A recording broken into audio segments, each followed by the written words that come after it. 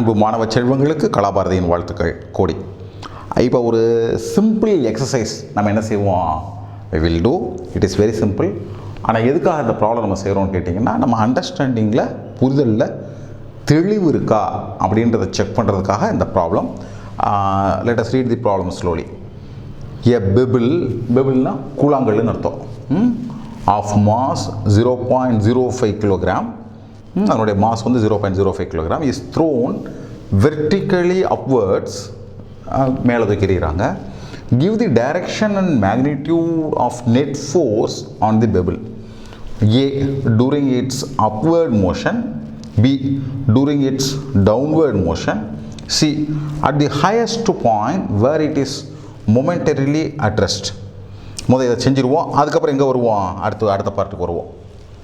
So அங்கே இப்போ என்ன கேட்குறாங்கன்னா, ஒரு பெபிளை மேலே தூக்கி எறியும் பொழுது அது மேல் நோக்கி போகும் பொழுது அதன் மேலே செயல்படக்கூடிய ஃபோர்ஸ் உடைய டைரக்ஷன் என்ன, ஃபோர்ஸ் எவ்வளவு, கீழே விழும்போது அதே மாதிரி ஃபோர்ஸ் எவ்வளவு, டைரக்ஷன் எவ்வளவு,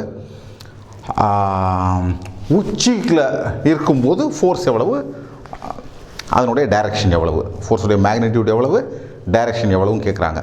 இப்போ பிள்ளைகளுக்கு என்ன புரியும்னு கேட்டிங்கன்னா, இந்த மாதிரியான நிகழ்ச்சிக்கு பேர் இட் இஸ் ஃப்ரீ ஃபால். சரிங்களா? ஸோ நீங்கள் கல்லை மேலே எறிகிறீங்க, நீங்கள் முதல்ல இனிஷியலாக ஃபோர்ஸ் கொடுத்ததுனால கல் மேலே போயிடுச்சு. ஒன்ஸ் போனதுக்கப்புறம் அது மேலே எந்த ஃபோர்ஸ் இருக்கிறதில்ல. Please understand. உங்களால் கொடுக்கப்பட்ட ஃபோர்ஸில் இருந்து அது என்ன செஞ்சிருச்சு, எதனா துண்டிச்சுக்கிடுச்சு. அப்போ இனிமேல் அதில் செயல்படக்கூடிய force acceleration due to gravity தான்.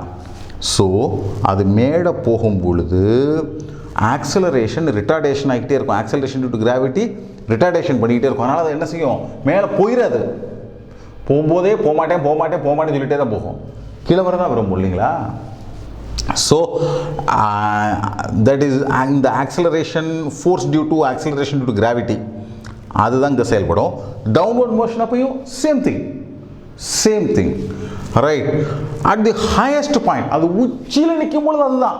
ஏன் உச்சியில் நிற்கல, கள்ளத்துக்கு போட்ட உச்சியில் நிற்குமா, நிற்காது. ஏன், again acceleration due to gravity இருக்குது. அப்போ இந்த மூணு கேஸ்க்குமே ஒரே ஆன்சர் தான். That is force is equal to mass into acceleration due to gravity, m into g. பிள்ளைங்களுக்கு வசதிக்காக நான் அதை ஜியை 10ன்னு வச்சுக்கிறேன், 9.81 போல 10ன்னு வச்சுக்கிறேன். So 0.05 into 10 0.5 Newton. இந்த மூணுக்கு ஆன்சர் அவ்வளோதான் பிள்ளைங்களா. ரொம்ப சிம்பிளாக அவ்வளோதான், நான் எழுதி காமிக்கல, வெறும் 0.5 நியூட்டன் அவ்வளோதான். அடுத்து என்ன கேட்டிருக்காங்க பார்த்தீங்கன்னா,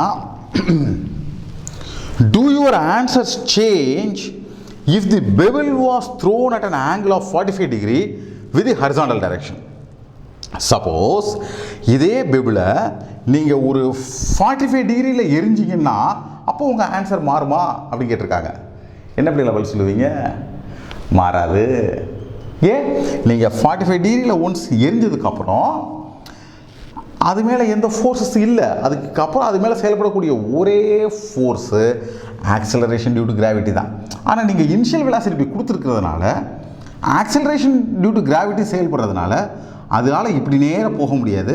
அப்படியே வளைஞ்சி அப்படி வந்து என்ன செய்யும், தரையில் விழும்.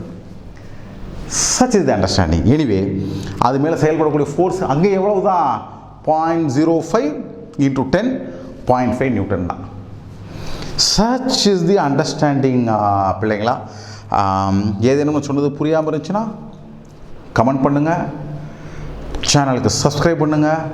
உங்கள் அனைவருக்கும் கலாபாரதியின் அன்பு வாழ்த்துக்கள்.